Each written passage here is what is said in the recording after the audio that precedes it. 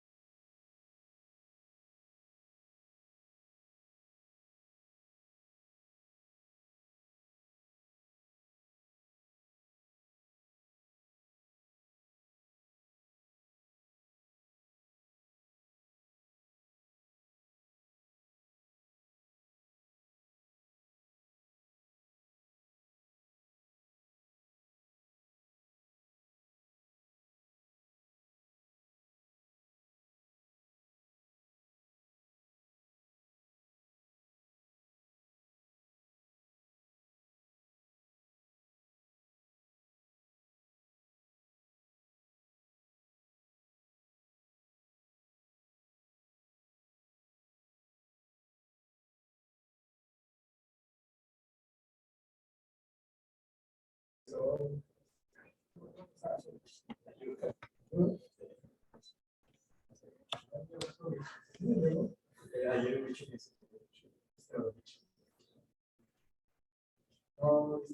aquí, el ángulo, pero ya no marca.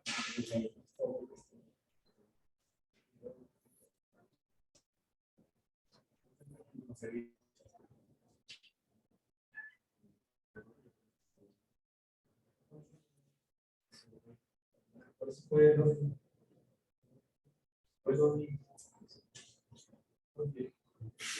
hace de Félix Aguirre,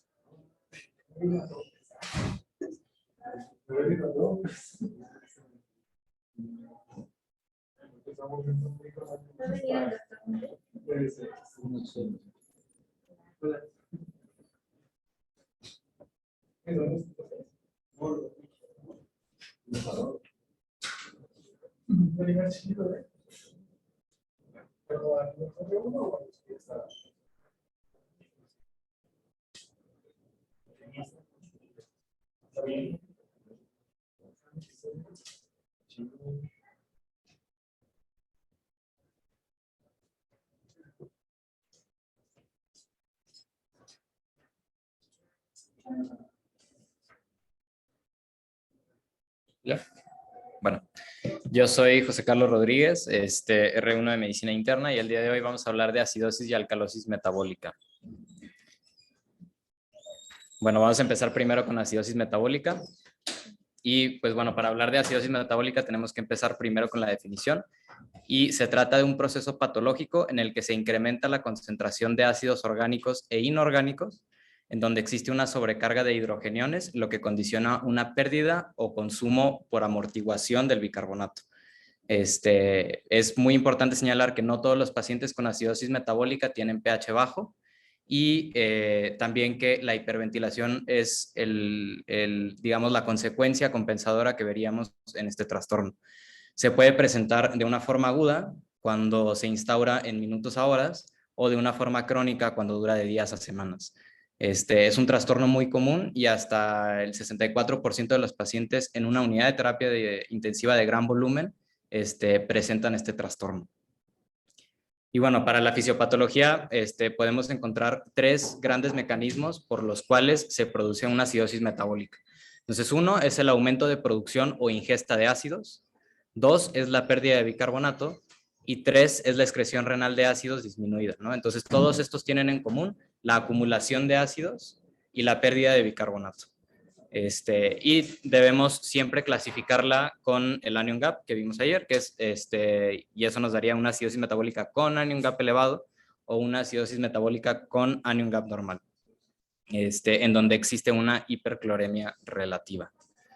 Y bueno, para hablar un poquito de la fisiología y de cómo se regula la absorción de bicarbonato, tenemos que tomar en cuenta cómo funciona esto de forma normal. Entonces, la producción diaria de ácidos es de aproximadamente 1 milimol por kilo por día.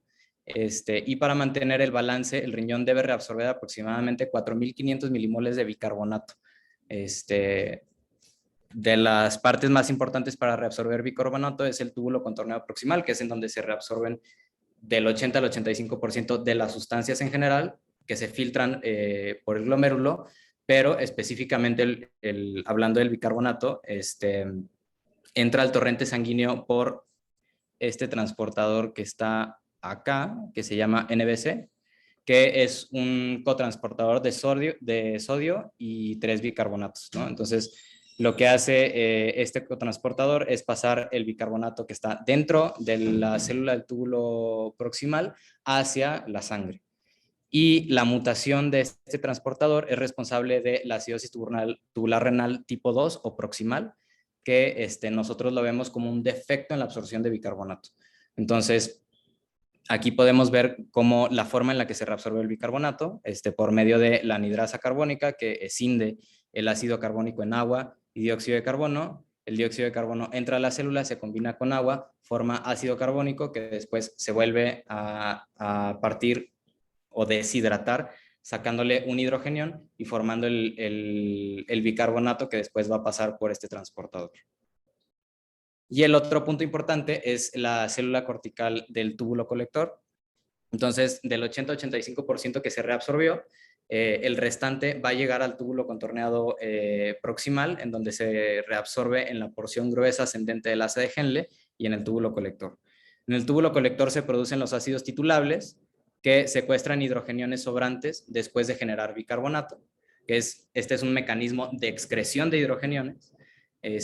Y la bomba de hidrógeno ATP mutada es responsable del ácido tubular renal tipo 1 o distal, en donde hay una excreción de ácido reducida, que es como el otro mecanismo fisiopatológico por el cual nosotros podemos tener una acidosis metabólica, y es importante destacar que los pacientes con síndrome de Sjögren se asocian a una ATR tipo 1. Y entonces a mayor acidificación de la orina por ácidos titulables, mayor formación de bicarbonato nuevo. Entonces los ácidos titulables que están aquí en este esquema son el NH3 y el ácido fosfórico, que cuando sale el hidrogenión a través de la bomba de hidrogenión ATP-ASA, se combinan para formar NH4 y ácido fosfórico. Y digamos, el bicarbonato por adentro, como vimos en el mecanismo anterior, a través de la anhidrasa carbónica, escinde el ácido carbónico para formar bicarbonato que podemos absorber hacia el torrente sanguíneo.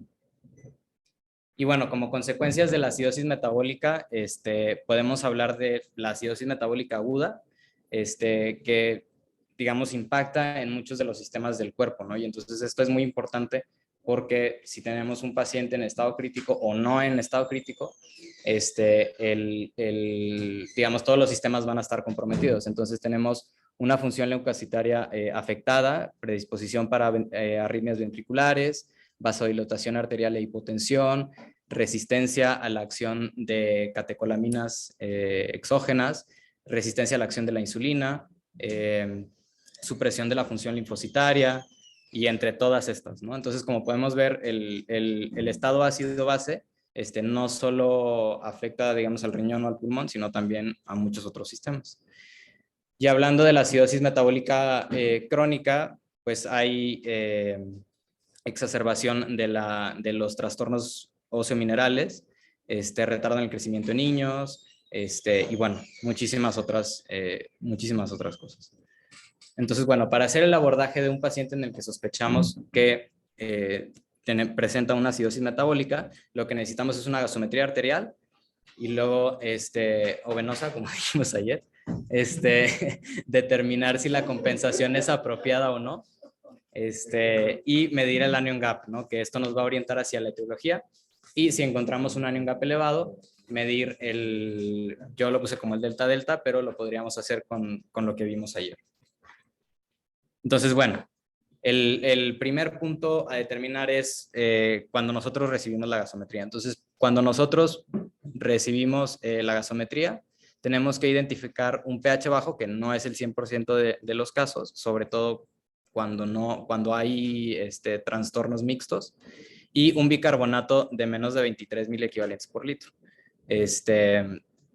Entonces, el diagnóstico de una acidosis metabólica gira en torno a un bicarbonato bajo o a un valor anormalmente bajo para el pH reportado, ¿no? Que ese sería como el punto sobre el cual nosotros nos basaríamos para hacer el diagnóstico de una acidosis metabólica.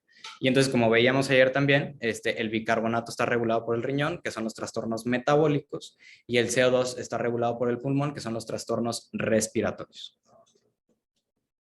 Entonces, les puse una gasometría, entonces para que vayamos viendo como punto por punto y vayamos haciendo como el abordaje de forma ordenada.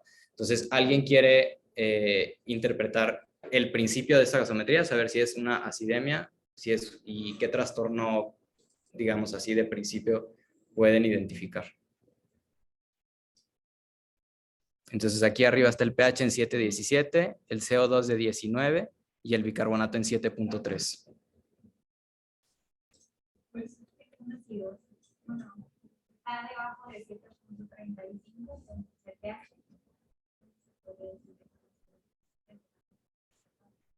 Eso, o sea, un pH bajo sería una acidemia, ¿no?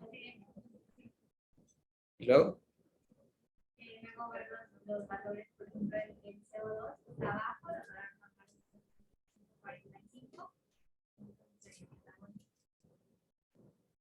ajá.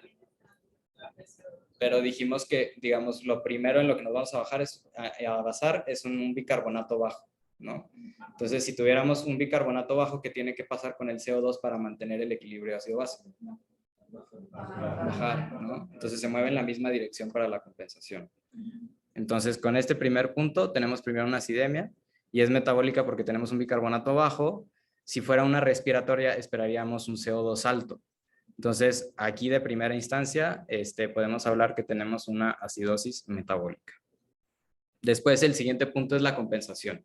Entonces, la compensación a una acidosis metabólica como trastorno primario debe presentarse como hiperventilación. Entonces, el mecanismo por el cual la hiperventilación funciona es que ayuda a eliminar o a barrer el exceso de ácidos volátiles, que en este caso es el CO2, para poder alcanzar el equilibrio en un organismo con deficiencia de bicarbonato. Entonces, si tenemos otro ácido que nos está ocupando espacio, que ocuparía el CO2, lo que tenemos que hacer es quitar ese CO2 para que ese ácido que no podemos eliminar todavía alcance a llegar a un equilibrio con el bicarbonato y poder mantener un pH, digamos, equilibrado. Y bueno, para saber si una acidosis metabólica está compensada o no, los valores de bicarbonato y CO2 se mueven en la misma dirección, que es lo que ya dijimos, y esta compensación se instaura empieza a darse en 30 minutos y se completa a las 12 o 24 horas.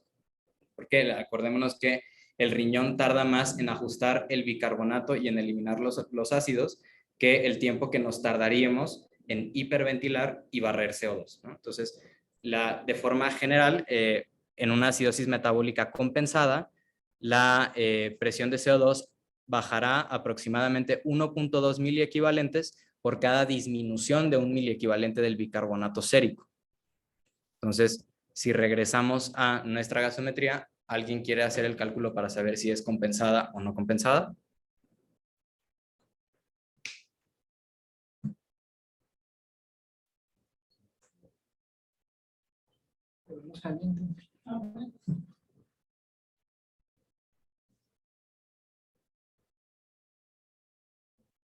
¿El ICAP está sumando de 23?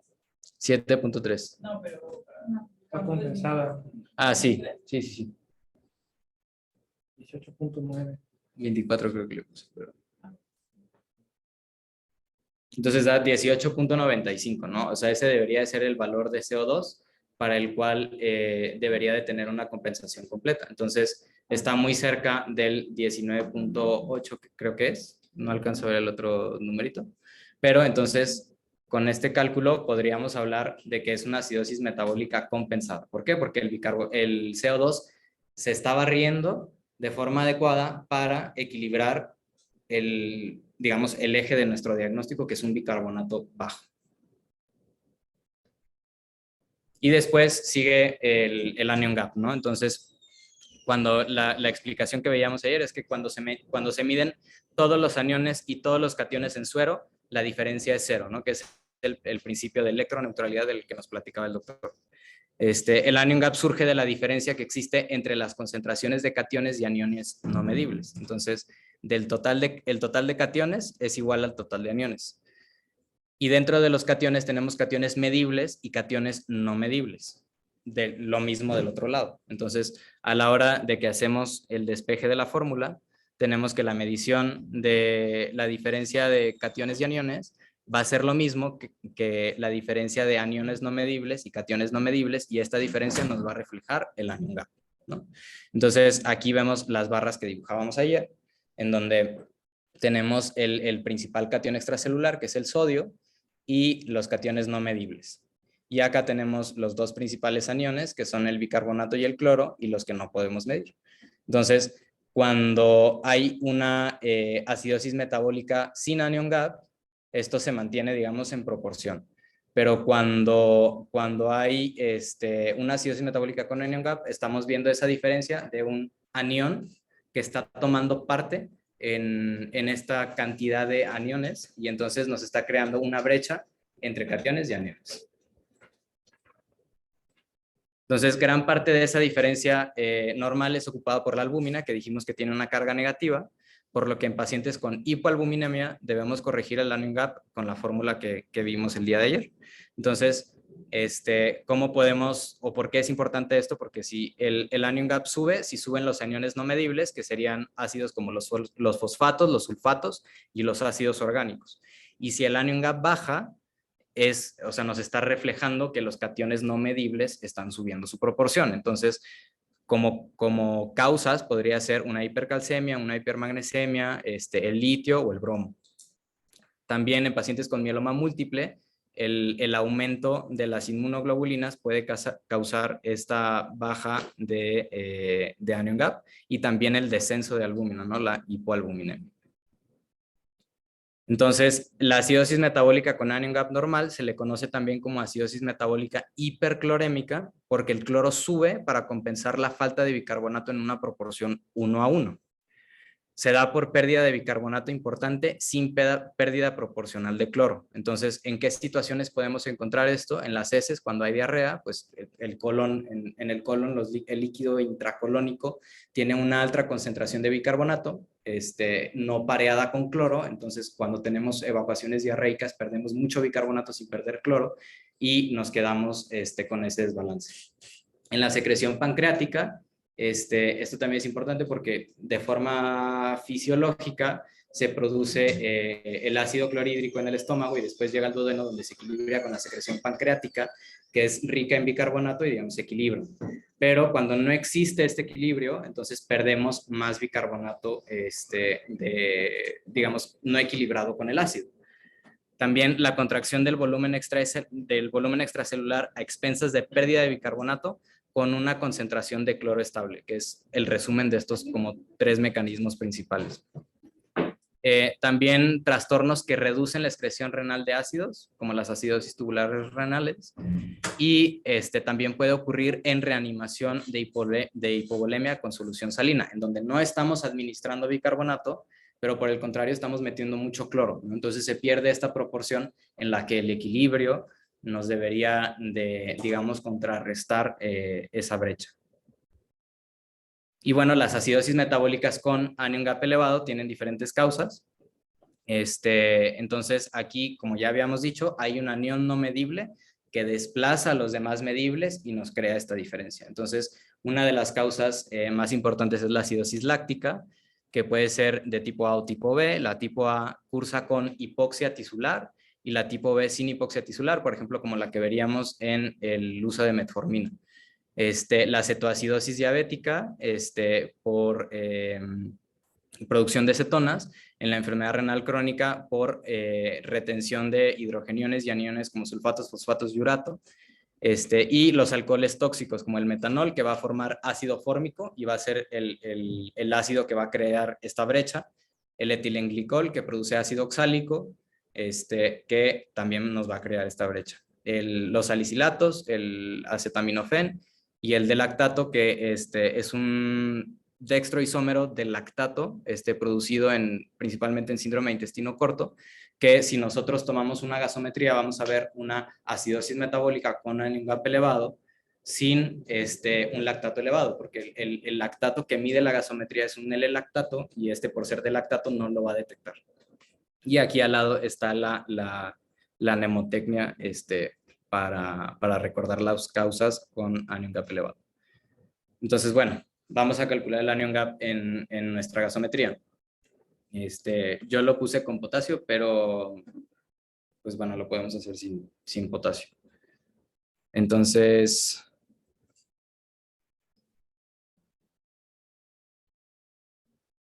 aquí está el sodio, aquí está el potasio.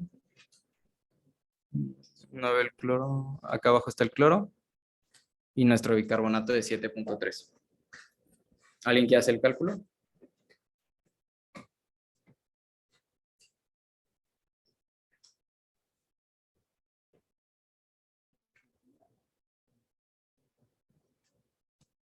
36.4, ¿no? Entonces, hasta este paso llevamos una acidosis metabólica compensada con anion gap elevado.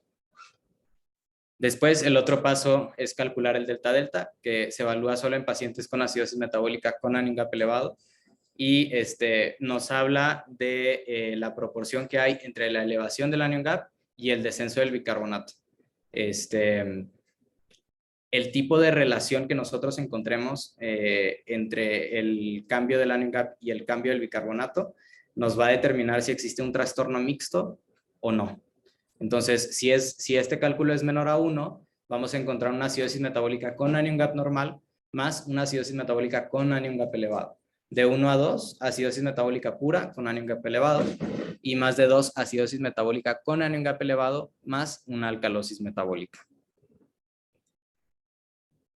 Entonces, a la hora de calcular el anion gap, íbamos en el paso de acidosis metabólica compensada con anion gap elevado. Entonces, vamos a calcular el delta-delta, que para la fórmula es el anion gap calculado menos el esperado entre el bicarbonato ideal, que sería 24 en este caso, menos el bicarbonato del paciente. ¿Ok? Entonces, esto nos va a dar un delta-delta de 1.58, y entonces esto nos va a ayudar a hacer el diagnóstico de una acidosis metabólica pura compensada con un anion gap elevado. Y ahora, este es como un, no sé muy bien, pero es como un algoritmo para determinar, digamos, seguir como el abordaje, usando gap osmolar urinario. Entonces, si quieren, es que no lo puedo hacer más grande. Pero si no, lo pongo al final del artículo para que lo veamos un poco mejor. Entonces, bueno, como tratamiento se debe dirigir a solucionar la causa del trastorno. En acidemias con pH de menos de 7.1 o bicarbonato de menos de 5 se recomienda la administración de bicarbonato, ya que a este nivel se empiezan a observar los efectos deleterios de la acidemia, que vimos al principio. El tratamiento es controvertido, ya que al iniciar una reposición se puede inducir una acidosis refractaria intracelular, que bueno, eso después nos mete en más problemas, y el objetivo es detener la producción de ácidos. El cálculo del déficit de bicarbonato se hace con esa fórmula, y se recomienda realizar reposición de forma empírica, porque o sea, el cálculo del déficit de bicarbonato decían que no era muy exacto, o que no siempre nos ayudaba a regresar o a controlar la acidemia de un paciente. Entonces, se recomienda infundir 2 ámpulas de bicarbonato de sodio al 7.5 para 1 o 2 minutos e ir revaluando a las 2 horas. Y tenemos que tomar también en cuenta que al infundir bicarbonato de sodio estamos metiendo mucho sodio, y es una solución hiperosmolar. Entonces se debe de infundir en dextrosa por el alto contenido de sodio, que si además lo metiéramos en una solución salina al 0.9. Bueno, y entonces vamos a ver alcalosis metabólica. Entonces, la alcalosis metabólica es un proceso patológico en el que se incrementa la concentración de bicarbonato y por consecuencia el pH sérico. Es importante agregar que se asocia a hipocalemia, y no, otra vez, no todos los pacientes con alcalosis metabólica tienen pH alto. Este trastorno necesita de 2 situaciones principales: un episodio desencadenante, que puede ser la ganancia de bicarbonato, o una pérdida cuantiosa de ácidos. Y aunado a este episodio desencadenante debe de haber un episodio de mantenimiento o una condición de mantenimiento, que está principalmente dada por la inhabilidad del riñón para excretar bicarbonato por contracción de volumen. Y estos pacientes compensan al contrario que los pacientes con acidosis metabólica, con hipoventilación, ¿no? Aquí lo que queremos, la compensación pulmonar debería de ser retener CO2 para contrarrestar esos niveles altos de bicarbonato. Entonces, la fase desencadenante que vimos que es por ganancia de bicarbonato o pérdida de ácidos, podemos encontrar todas estas causas. Podemos tener pérdidas gastrointestinales de hidrogeniones, como en el vómito profuso o en pacientes con succión nasogástrica, que pues están produciendo todo el tiempo ácido clorhídrico, y nosotros pues lo estamos sacando del cuerpo y estamos generando esa pérdida de hidrogeniones, y no estamos sacando bicarbonato. Entonces creamos nosotros un desequilibrio. Las pérdidas renales de hidrogeniones, por ejemplo, en el hiperaldosteronismo, hay una reabsorción muy grande de sodio y una excreción de hidrogeniones y potasio. También el desplazamiento de hidrogeniones hacia el espacio intracelular. Por ejemplo, en la hipocalemia se intercambia el potasio intracelular con los hidrogeniones extracelulares. La administración exógena de bicarbonato, que esto ya entra en el otro mecanismo desencadenante, que es una ganancia de bicarbonato. O, por ejemplo, también los adenomas vellosos, que secretan mucho cloro sin bicarbonato, ¿no? Entonces, esto nos crea otra vez una disparidad entre la pérdida de cloro y la de bicarbonato. La hipocalemia produce una menor actividad de NKCC2, que es el transportador en donde actúa la furosemida. Entonces, esto es como si tuviéramos furosemide. Y la acidosis respiratoria, cuando nosotros corregimos una acidosis respiratoria muy rápido, por ejemplo, lo pueden ver con el señor Dabat, que estuvo con una acidosis respiratoria crónica, se corrigió la ventilación, se barrió el CO2, pero la compensación renal dejó el bicarbonato muy alto y entonces ahora tenemos el trastorno al revés, en donde tenemos una alcalosis metabólica. ¿Por qué? Porque tenemos bicarbonato alto y le quitamos todo el CO2. Después, la fase de mantenimiento, para que este trastorno ácido-base se perpetúe, necesita de una retención de bicarbonato o una disminución en su excreción. Entonces, si tenemos depresión de volumen y de potasio, se activa el eje renina-angiotensina-aldosterona, metemos sodio, tiramos potasio y con el potasio se van los hidrogeniones. Una disminución en la tasa de filtrado glomerular evita que podamos excretar de forma adecuada el bicarbonato y bueno, el aumento de la actividad mineralocorticoide, que va muy de la mano con lo que ya dijimos.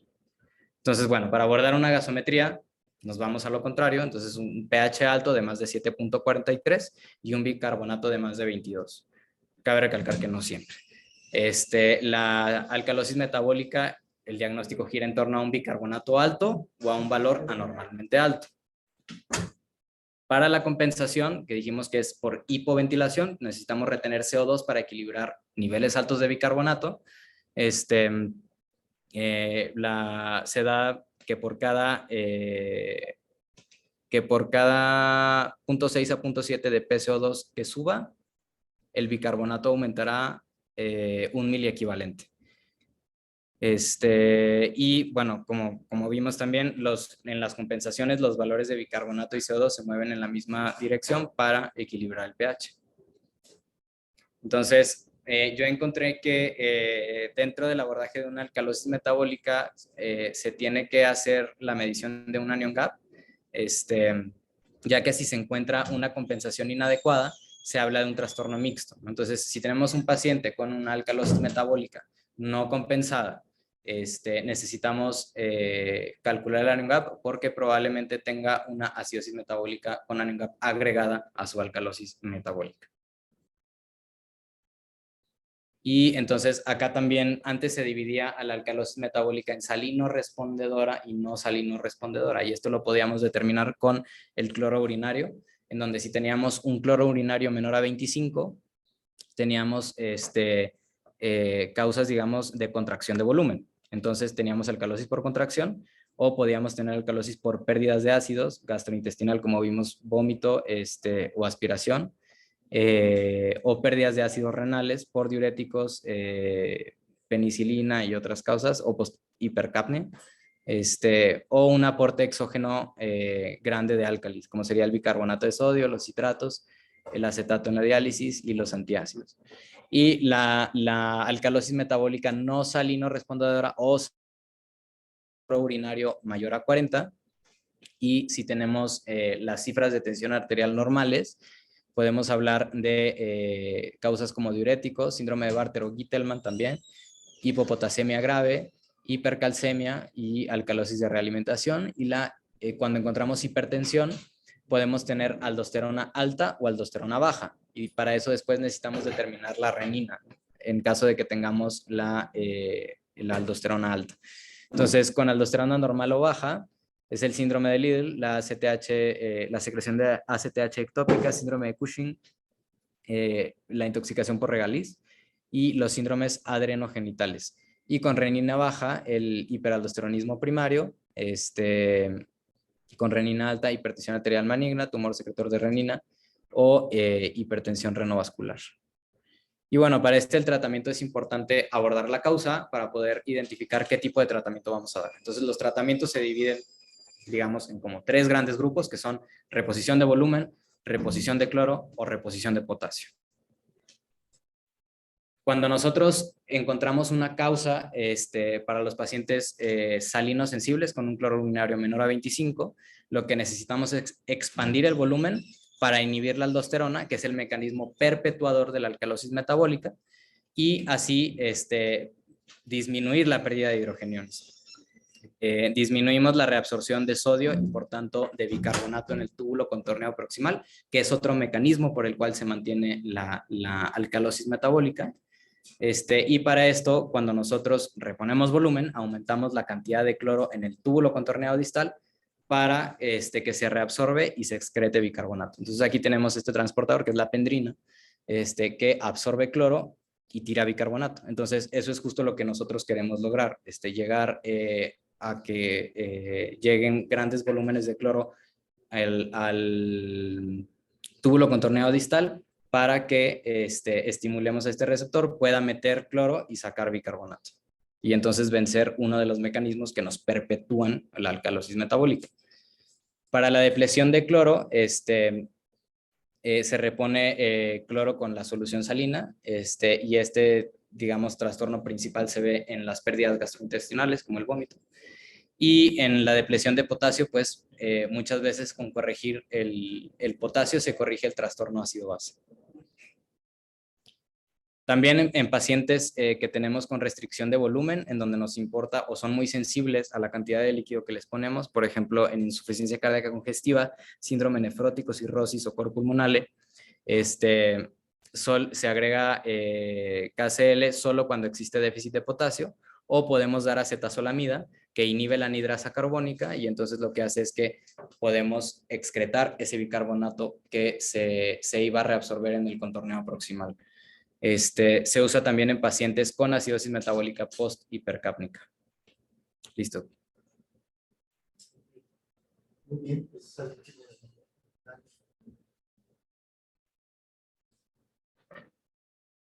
Cuando calculamos el beta, el valor que siempre debemos usar de unidad es 10.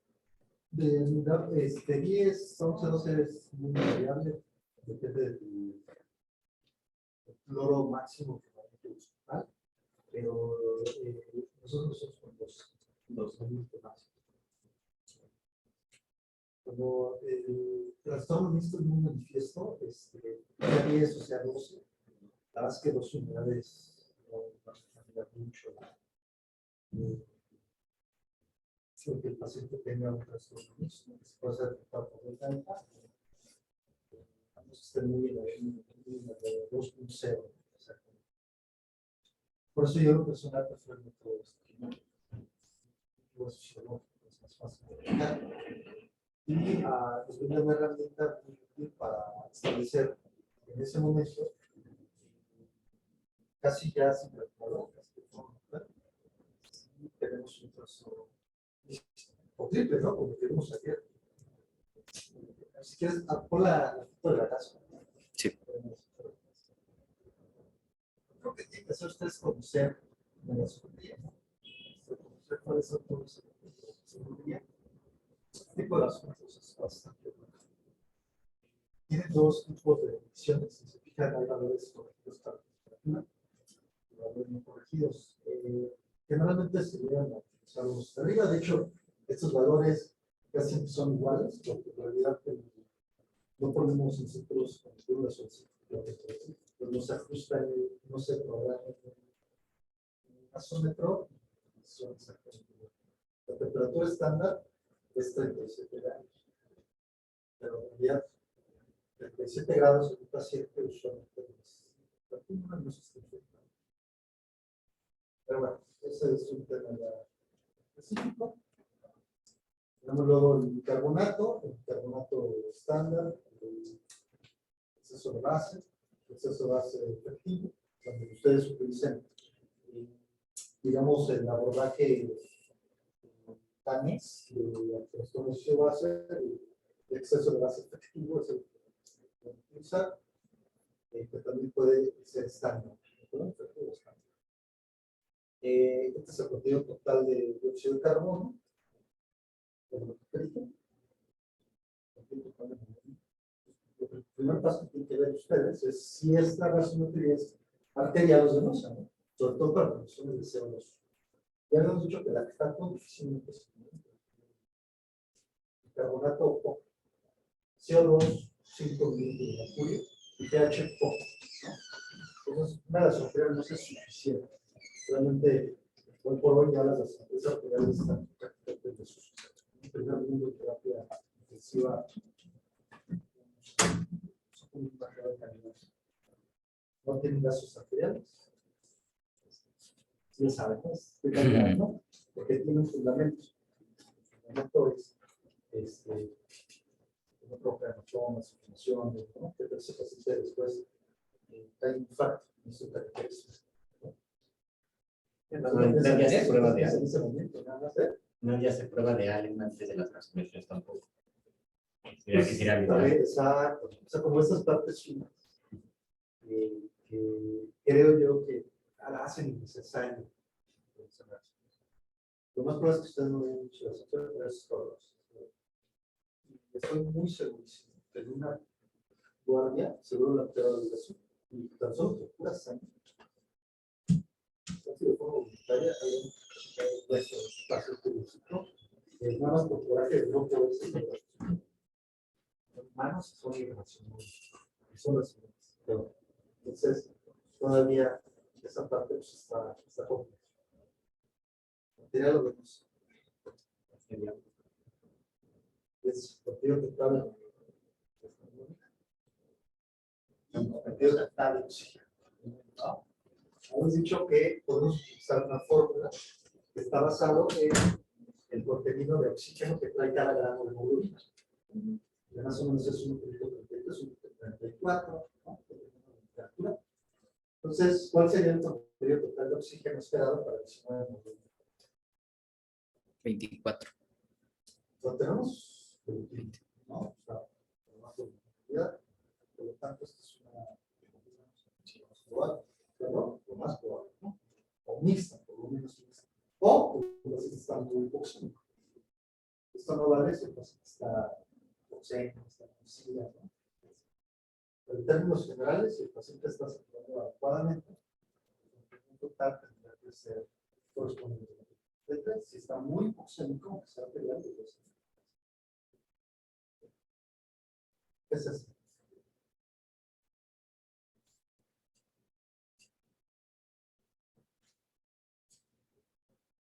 ¿Ustedes ya vieron la clase de fisiología de curva de difusión de la hemoglobina y el efecto de Bohr?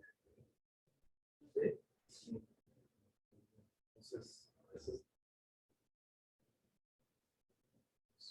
este representa digamos, es el punto en el cual el 50% de la hemoglobina se encuentra asociada con oxígeno.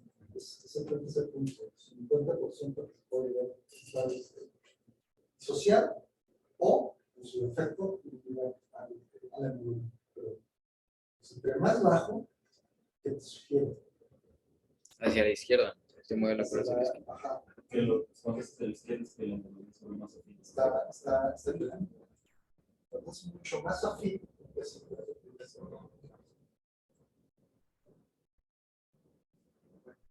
Tenemos los electrolitos. Para calcular la anemia, yo les sugiero que utilicen los ceros.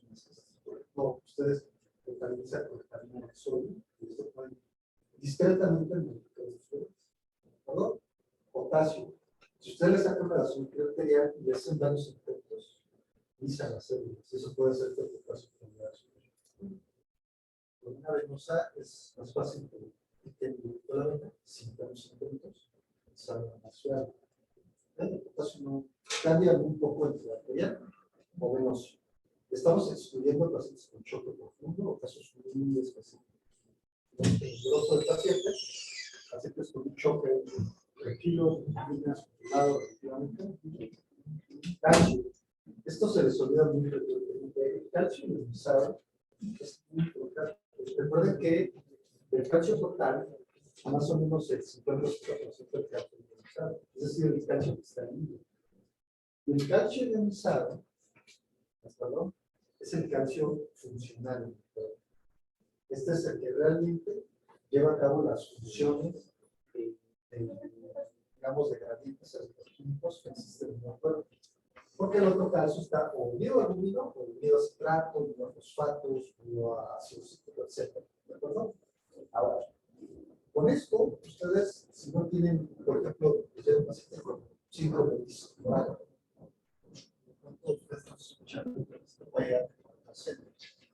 pero el tema es que está afectando. Entonces, toman una sangre, ¿de acuerdo? Periférica y está en el calcio. ¿Qué hacen? 5 minutos.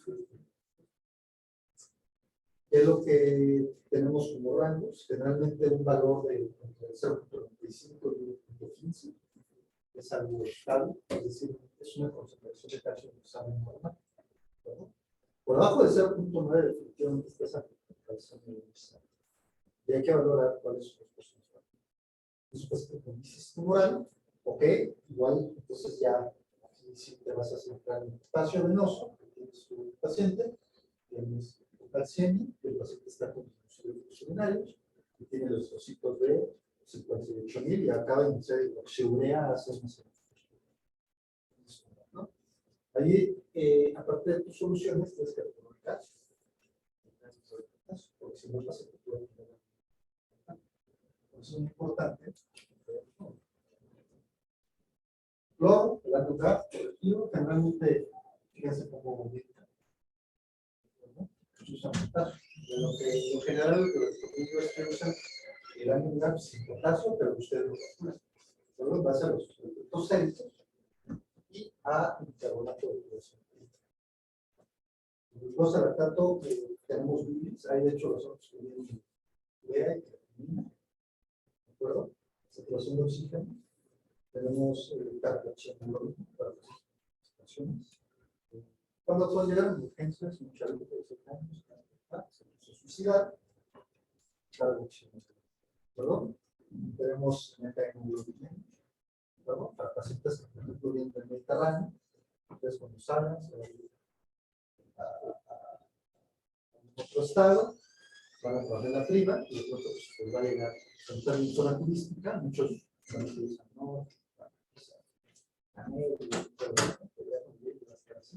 Pero van a tener mucho turismo, van a llegar españoles de Marruecos, China, esa paciente tiene infección por diarrea de ejemplo, general, las sulfas. Ese paciente tiene una deficiencia de C-glucosa fosfatidrogenasa. Si tiene una deficiencia de C-glucosa fosfatidrogenasa y de sulfas, provocas una anemia hemolítica secundaria en la secundaria. Está muy difícil. ¿Cómo la Suecia? Pues aquí en la zona de Guay, una de las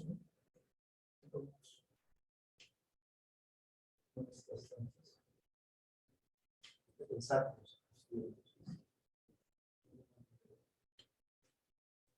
Hemoglobina reducida. La hemoglobina reducida tiende a estar afectadas en condiciones evidentemente de alteraciones ácido base particularmente ácido central. ¿Ok? Entonces, todo lo tienen que evaluar, sobre todo ustedes, no solo desde el punto de vista de diagnóstico. Yo siempre les digo, desde el punto de vista que son recientes. La reciente es el pilar de la curiosidad. Aquí, la diferencia es que los van Boston, todos están estudiando eso, y ven 20 artículos en Boston. En España, luego esta semana en Boston, 30 artículos. Los artículos están sacando. Bueno,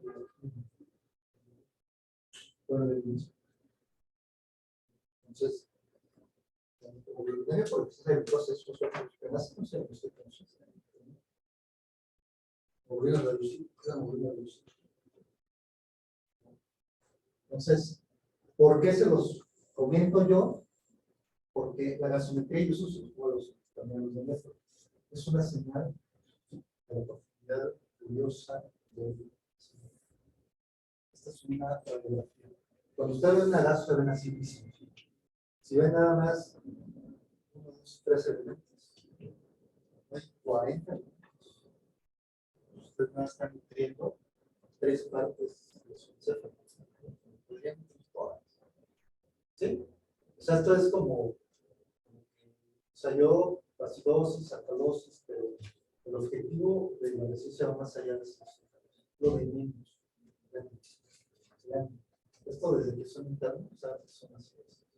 ¿No? O sea, ustedes vieron que eran. O sea, entonces, vamos a checar ahora así como un pequeño ejercicio. Vamos a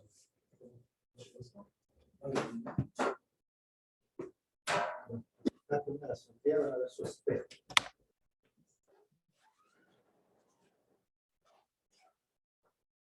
Perfecto. Bueno, entonces, ya regresando, acidosis, alcalosis.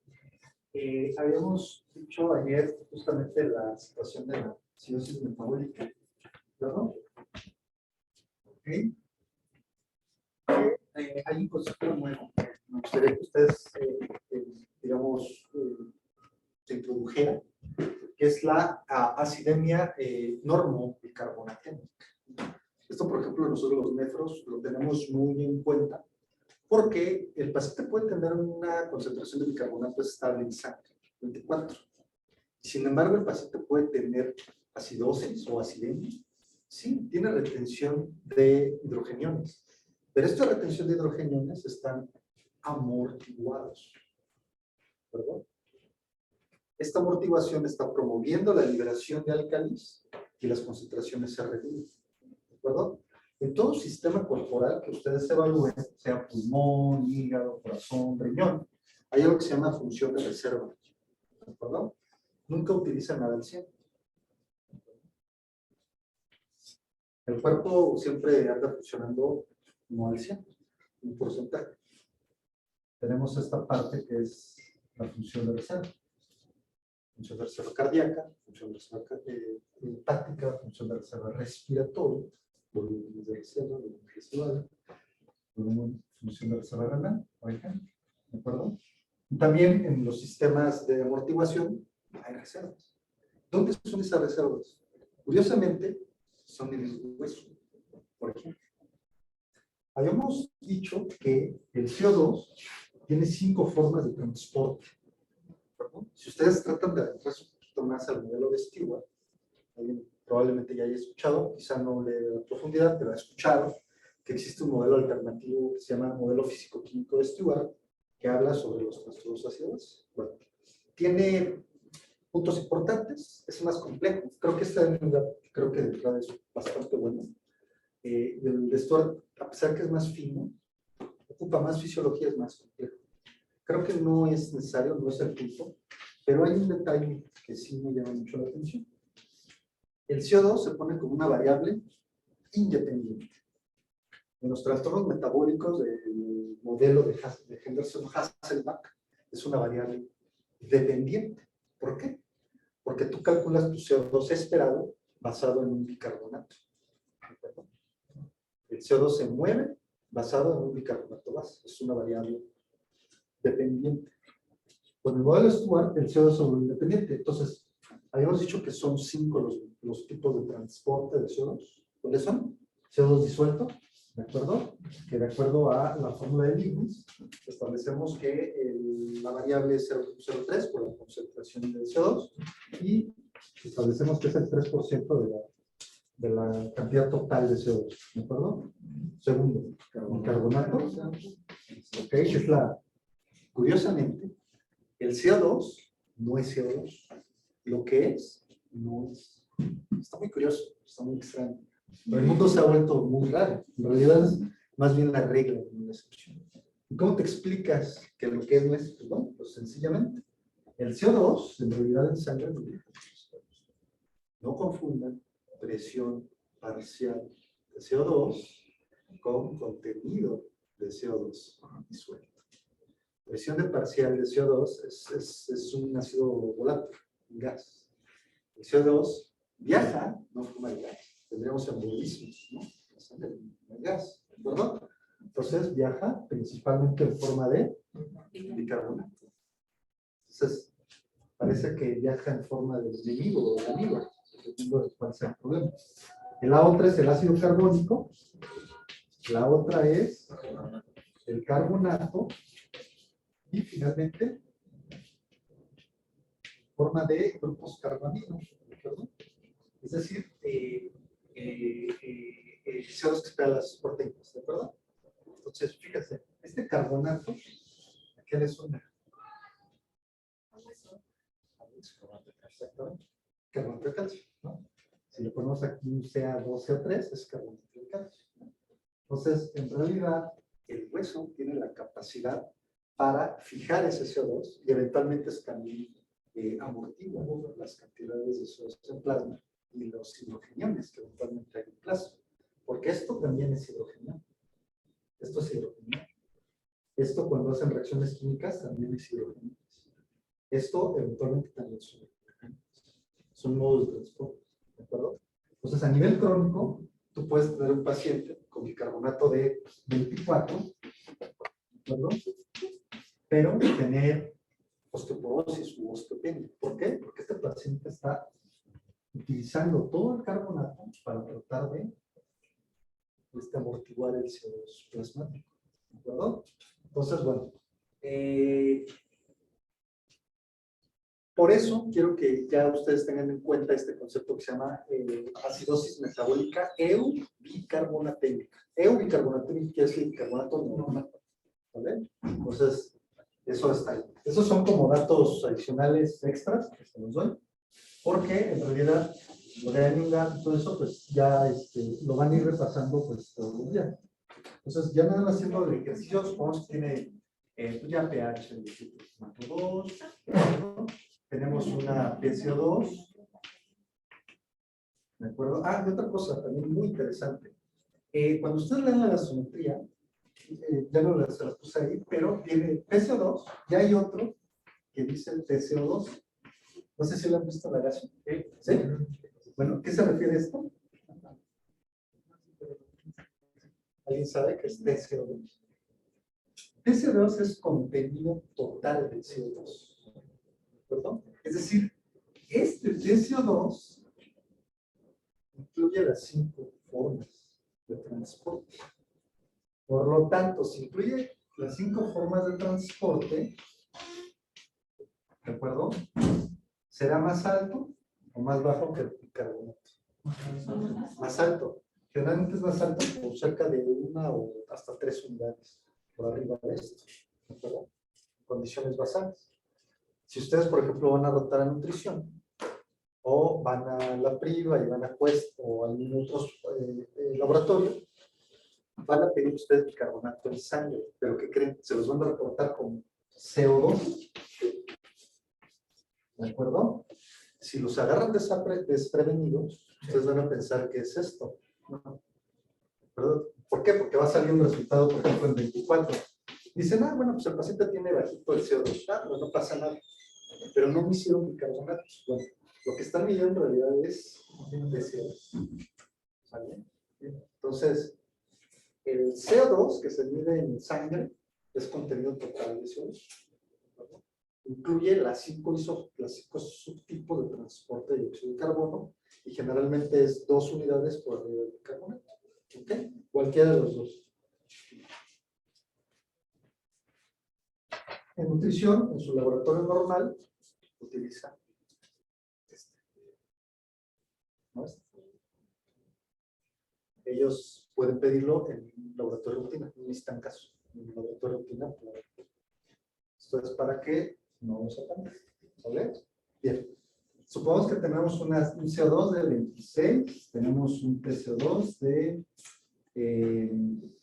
tenemos de 20, un bicarbonato de 18, y ¿qué más faltaría? Un lactato de, ¿cuánto les gusta?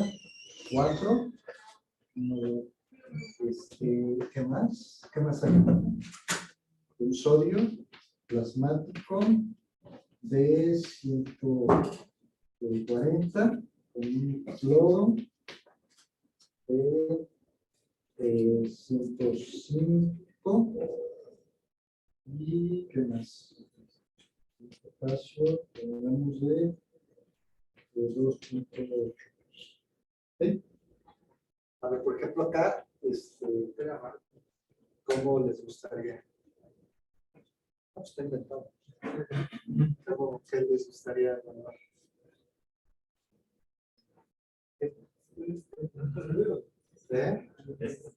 Está acidótico, ¿no? Tenemos el pH. Bueno, primero ya viste si era venoso o bacterial, determinaste que es venoso, ¿no? Entonces, está acidótico, ¿de acuerdo? Ahí está, perfecto. Ahora tú tienes que establecer si es metabólico respiratorio. Entonces, ves tú los antecedentes de tu paciente. Es un paciente que ha tenido diarrea y vómitos, ¿no? Que te llega. Entonces, basado en esto, ¿qué te gustaría? ¿Cómo la catalogarías? ¿Como respiratorio o como metabólico? Metabólico, ¿no? ¿Por qué? Porque está bajito ¿perdón? Y el TCO2 pues está más alto, ¿perdón? Sí. Ahora, ¿quieres calcular entonces la brecha anémica, no? ¿Cuánto te saldría una brecha anémica? Así. Así con estos. ¿Cuánto quedaría? Nada más con sodio, cloro y bicarbonato. 17. 17. Entonces, ¿ahí qué les falta? ¿Qué les falta? La albúmina, ¿no? Vamos a poner una albúmina de 2.1. Serían 2.5, ¿no? 5. Sí, porque son 4 y 2, son 2, 2.5, 5, más 17. 2. Sí, ¿no? Eran 6. 6. Perfecto. ¿Y entonces así cuánto quedaría? 18, 9, 20, 23, ¿no? Sí. Ok, perfecto. Ahora, vamos a hacer un poquito el abordaje estequiométrico, ¿sale? No tiene un lactato de más de 5, entonces aunque tenga hiperlactatemia es muy discreta, entonces 1 a 1. Entonces lo que tienes que hacer es, primero, ¿cuál? Tu brecha, exactamente, sería la esperada, bueno, esta, menos la normal, que sería 2.11. Entonces sería 3. Okay. Y entonces 23, no, perdón, 24, 11. ¿Cuánto quedaría? 3. ¿No? Tenemos más de por arriba de 2 unidades, ¿no? Ahí tenemos un retorno. Entonces pareciera que tuviera una causa metabólica. Ahora, este CO2 sí está bien compensando, o sea, digamos, está haciendo la respuesta adecuada. No sé. 18. Hay varias formas, una que tú mencionaste, la otra es 18 más 15, la otra es 18 por 1.5 más 8. Más o menos. La más fácil, 18 más 15. Pues, acidosis metabólica con alcalosis metabólica y con alcalosis respiratoria. Ok, a ver, háganme el delta. Delta 24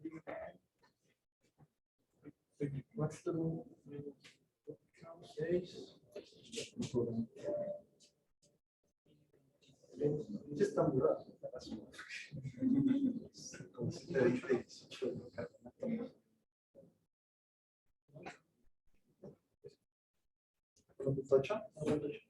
Pues apunta, ¿no? Hay una clasificación que maneja punto 8, no de 1, punto 8, y en vez de 2, 1.6. Esta que es la que es de 1, 1, 2, ¿perdón? Entonces, desde el punto de vista digamos, intuitivo, pareciera que tiene un trastorno doble. Ahora, si tú usas el delta-delta, entraría en 1.8, pues, no, es pura. Ajá. Pura. Ah, con el D. Con el delta-delta. Ah, con el D. Exacto. Con el D 1.6. Con Sí, Entre 1 y 2 es puro, sí. Yo en lo personal, yo casi no uso el delta, pero lo perfecto es válido. Lo importante es que tu tratamiento trate de mejorar los problemas que tú estás buscando. ¿Sale? Bueno. Listo, pues ya está. Si supongamos que este paciente tuviera, bueno, hagamos de cuenta que el paciente tiene una brecha aniónica corregida de 9, ¿de acuerdo? Entonces está con una acidosis metabólica probablemente hiperclorémica, ¿de acuerdo? El siguiente paso, ¿cuál sería? Descartar que el paciente está, pues, con un proceso crítico, probablemente tenga, esté sobreanimado, está sobrecargado. Entonces, por tantos líquidos que le han administrado, lo más probable es que eso haya provocado la acidosis, ¿no? Una acidosis hiperclorémica por sobrecarga de líquido. Supongamos que es un paciente que le llega a ustedes más bien en consulta externa, ¿no? Un detalle, traten de incorporar en su práctica cotidiana en consulta, pedir gasometrías, pidan gasometrías, ¿verdad? ¿Por qué? Porque les va a dar muchos elementos. Ahora, supongamos que este paciente en consulta externa, en 9, obviamente no está sobrehidratado, no ha recibido solución salina, ¿ok? Entonces está sospechando, bueno, le pides un examen de orina, ¿ok? ¿Qué dato del examen de orina te podría apoyar mucho en este contexto? El pH. Exacto. De acuerdo. ¿Qué pH tú esperarías para que realmente te confirme tu sospecha? Lo normal es que si el paciente está acidótico, el pH urinario como debe estar. Acidótico, ¿no? O sea, porque está sacando ácido. Exacto. Si más bien está alcalótico, exactamente, algo está mal, ¿no? Entonces, tu pH urinario está en 6.5. ¿De acuerdo? Tienes una acidosis metabólica con brecha anímica normal, corregida para albúmina, y un pH urinario alcalino. Entonces hay que sospechar APR. ¿De acuerdo? ¿Qué sería el siguiente paso? NH3. Sí, pero es muy difícil medirlo. De hecho, es muy complicado medirlo. Sí hay, pero es difícil medirlo en el laboratorio. Entonces, lo que puedes hacer es algo que se llama anion gap urinario. ¿De acuerdo? Sí. Es el anion gap urinario. ¿Cómo calculas el anion gap urinario? Igual. Igualito. Pero aquí sí usas potasio, Marina, sí usas potasio. ¿Perdón?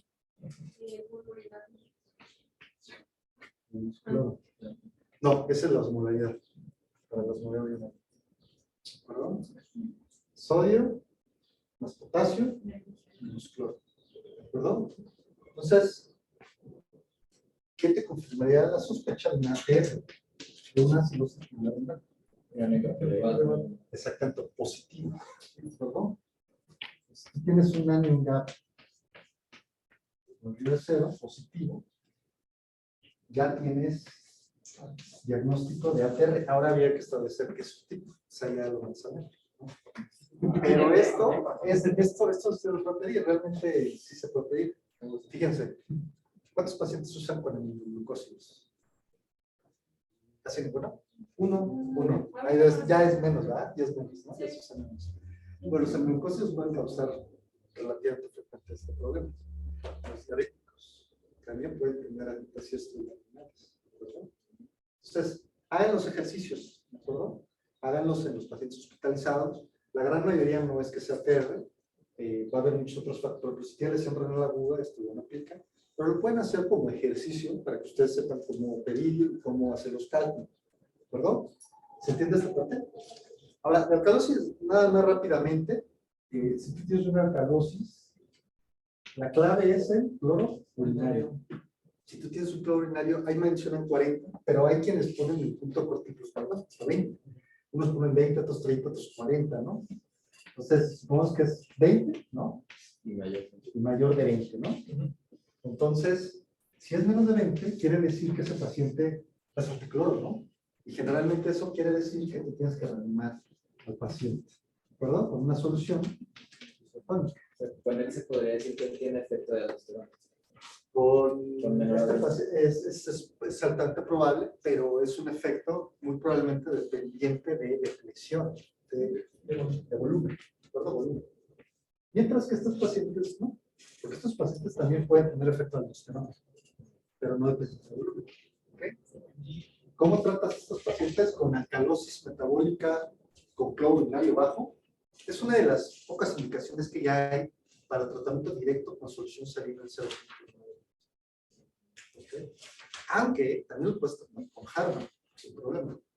Pero lo de los libros es salina en 0.9, porque tiene más cloro. ¿Cuánto tiene de cloro una solución? 154, igual que sodio. ¿Y cuánto tiene Harman?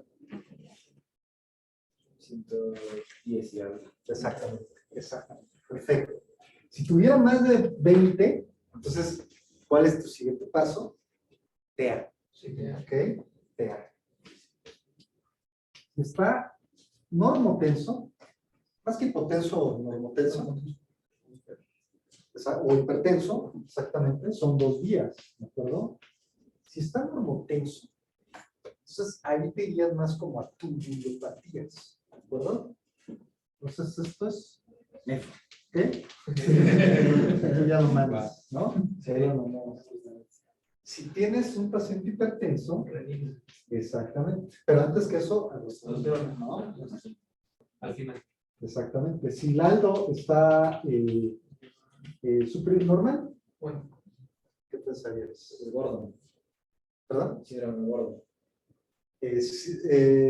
Bueno, de hecho, sí, exactamente. De hecho, ¿qué dato característico hay en gordo? Que es hipertensión. Es el síndrome de hipertensión hipercalémica familiar, que es el síndrome de espejo, justamente el síndrome Jeter. Entonces, aquí lo que tienes que tener es hipercalémica, ¿no? Exacto. Bueno, si tu aldosterona está alta, tienes que ver tu renina. Si la renina está baja y la aldosterona está alta, ¿qué sería? Hiperaldos primario. ¿Ya? Si está incrementada la renina, la aldosterona está incrementada, puede ser cualquier otra cosa. cualquier cosa. Pero aquí más común que esto es Cushing. Síndrome de Cushing. O síndrome de Lillard. ¿Ok? Listo. Ya. Entonces la clave de tu alcalosis es tu cloro. ¿Ok? Y como habías comentado bien, la alcalosis se asocia muchísimo a la hipocalemia. Si tú corriges el potasio, a nivel tubular va a haber cambios en la absorción y secreción tanto de cloro como de carbonatos. Y eso obviamente pues puede mejorar el ácido básico. Bueno, no sé si tengan alguna duda más o menos. ¿Eh? Eso de nefro. La verdad es que, pues sí, ya, pues es un tema extenso. ¿Qué es lo que me gustaría a mí que se quedaran de todo? Que dentro de todos los temas, ustedes los van a ver muy frecuentemente en clínica, ¿no? En hospital, en consulta externa. Tengan la curiosidad de ir más allá de la patología base. Porque si es diabético, ya no es diabético, ya no conformine. Si no, caemos en algo que se llama inercia terapéutica. Usted lo ha visto, consulta ya al paciente y terminan igual que en su servicio social, dando pacientes. Sé que igual va a haber muchos pacientes, pero ustedes pueden proponer algo. O sea, por ejemplo, yo en la ciencia, lo que yo propuse es yo ojalá en consulta. Yo citaba a los pacientes aparte. Entonces, pues hasta les ayudaba. Son casos que igual te llaman la atención y dices, ¿qué tendrá, qué tendrá, qué tendrá? Pero ya después a la siguiente semana se te olvida. ¿Qué tal si mejor le doy seguimiento? Ya sé que tendrá. Entonces, curiosidad, chicos. Curiosidad. La verdad es que ahorita ustedes están frescos.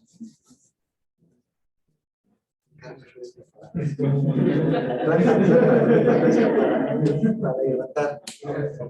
Sí, chicos, la verdad es que, híjole, sí, la residencia ha caído muy desvalorizada hace tiempo, pero creo que pues, entre bullying, entre que no hay enseñanza, entre que todo es trabajo, pero traten ustedes de buscar su propio,